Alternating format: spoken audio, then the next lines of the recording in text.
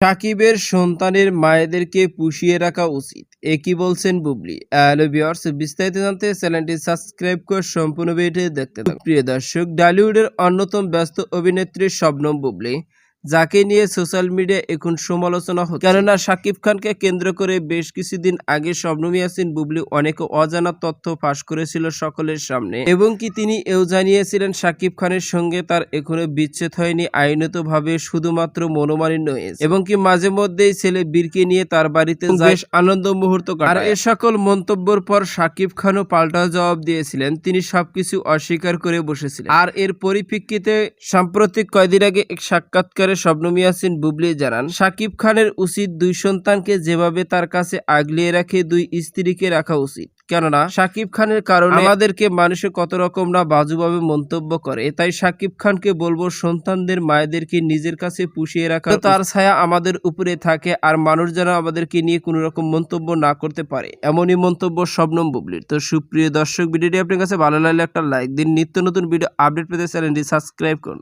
অসংখ্য ধন্যবাদ পুরো ভিডিও উপভোগ করার জন্য।